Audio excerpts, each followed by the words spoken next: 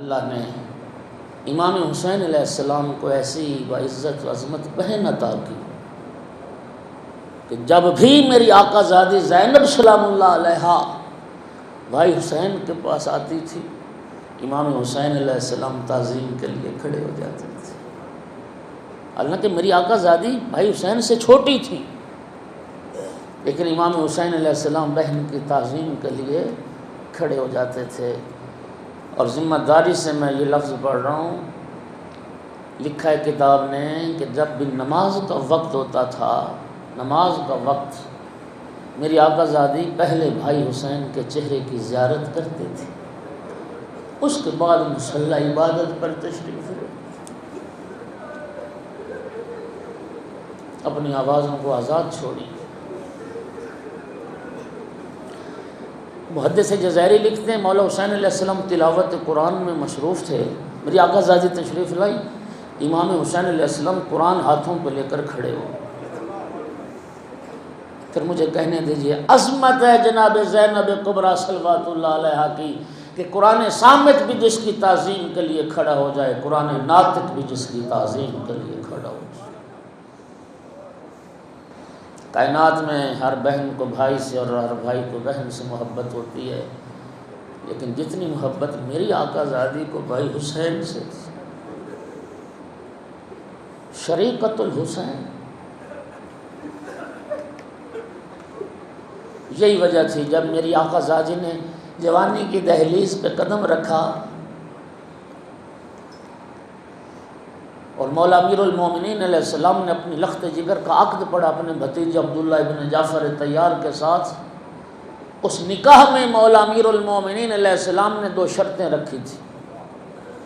پہلی شرط یہ تھی، عبداللہ میری بیٹی زینب کو ہر روز بھائی حسین سے ملنے کی اجازت ہو، اور دوسری شرط یہ رکھی، عبداللہ جب میرا بیٹا حسین سفر پہ جائے گا میری زینب بھی ساتھ جائے، یہ بھائی کے بغیر زندہ نہ رہ پائے گی۔ اللہ اکبر۔ جب ولادت ہوئی تھی نا آقا زادی کی، نبی کریم نے جناب بلال کو حکم دیا تھا، بلال منادی کرو مدینے میں اور سارے مسلمانوں کو مسجد میں اکٹھا کرو۔ جناب بلال نے منادی کی، مسلمان مسجد میں اکٹھے ہو گئے، صحابہ کرام سے مسجد بھر گئی۔ سرکار منبر پر جلوہ افروز ہوئے، فرمایا یا علی گھر جاؤ نا میری بیٹی کو اٹھا کے لاؤ۔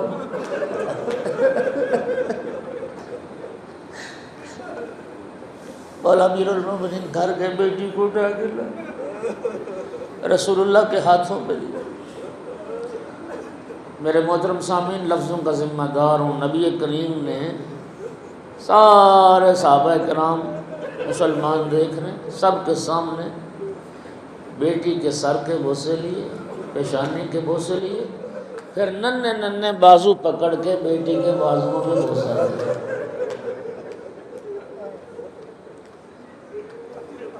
اور پھر فرمایا میرے ساتھیوں صحابیوں، حاضہ مسیل خدیجہ،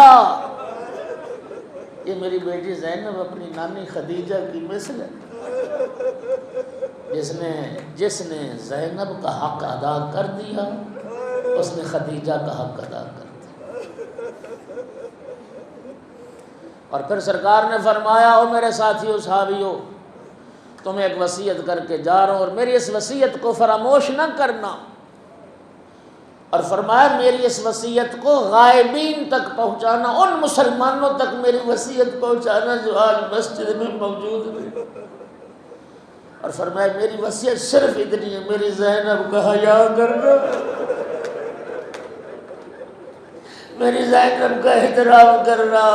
عزادارو، آپ سوچ رہے ہوں گے کہ جس بی بی کے احترام کی وصیت کر کے رسول دنیا سے چلے گئے، اتنا احترام کائنات میں اس بی بی کا ہوا ہوگا، اتنا احترام کائنات میں کسی اور بی بی کو نہیں۔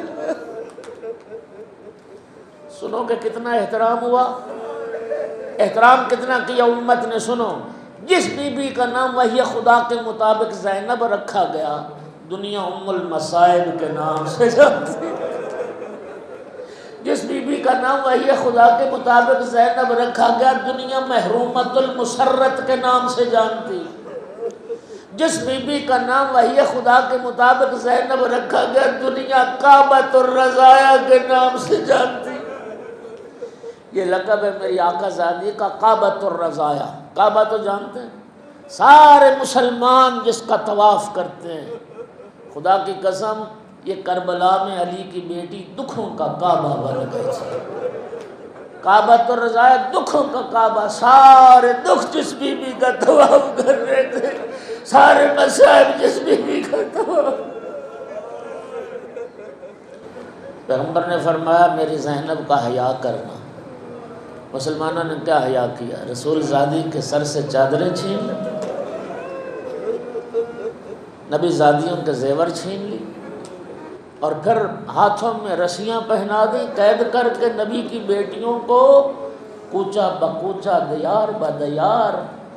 اور خدا جانتا ہے یہی وجہ تھی، جب بھی میری آقا زادی کو موقع ملتا تھا فرماتی ہو مسلمانوں حیا کرو، میں تمہارے رسول کی بیٹی ہوں۔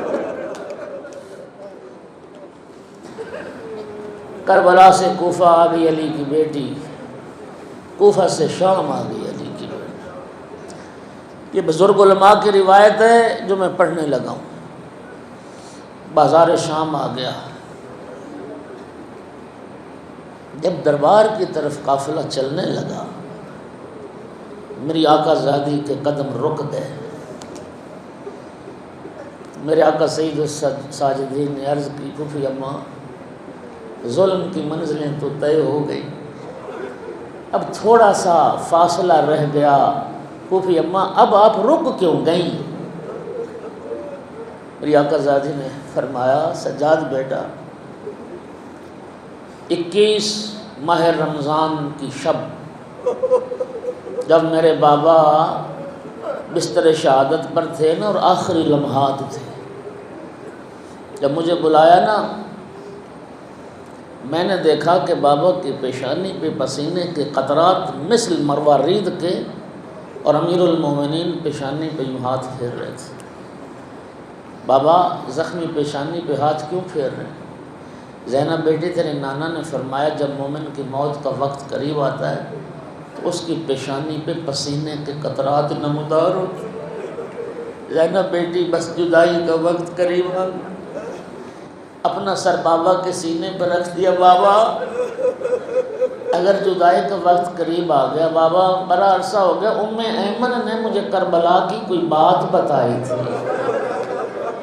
بابا میں آپ سے سننا چاہتی ہوں، آپ کی زبان میں سننا چاہتی ہوں، کیا وہ حدیث صحیح ہے جو ام ایمن نے بیان کی؟ فرمایا ہاں زینب بیٹی وہ حدیث صحیح ہے، وہ کربلا کی بات صحیح، بابا میں آپ کی زبان سے سننا چاہتی ہوں۔ زینب بیٹی ایک وقت آئے گا کربلا کی سرزمین پر تیرے بھائی مارے جائیں گے، بیٹے مارے جائیں گے، بھتیجے مارے جائیں گے، زینب تو قید ہوگی اسی کوفہ میں آئے گا۔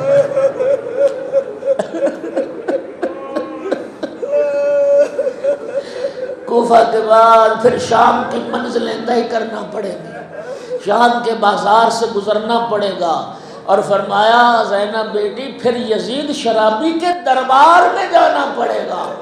جب یہ بتایا نا تو بی بی کہتی بابا شرابی کا دربار اور بابا میں شرابی کے دربار میں جا نہ پاؤں گی۔ فرمایا زینب بیٹی صبر سے کام لینا، میرا انتظار کرنا، میں آؤں گا تیرے ساتھ۔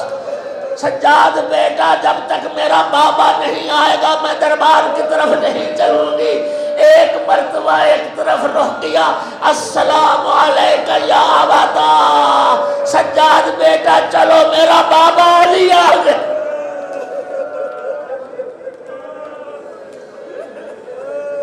اجرکم علی اللہ، اجرکم علی اللہ، اجرکم علی اللہ۔ زندگی رہی سارا خطبہ کبھی سناؤں گا، بس دربار یزید کا آ گیا، ساری مجلس چھوڑ دی، صرف آقا زادی نے جو خطبہ پڑھا ہے صرف 2 جملے اس کو سنانے ہیں۔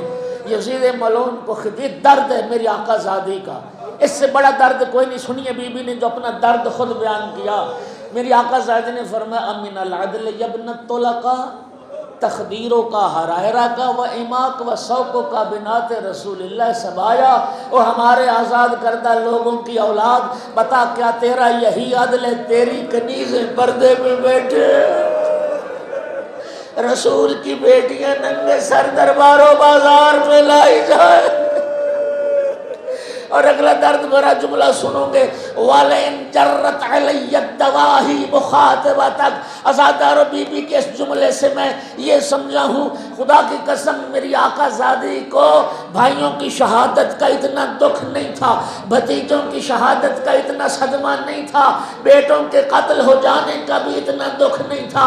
سب سے بڑا دکھ میری آقا زادی کا یہ تھا جو اس خطبے میں بیان کیا اور فرمایا یزید میرے لیے سب سے بڑا صدمہ اور دکھ اس بات کا، میں علی کی بیٹی تجھ شرابی سے کلام کر۔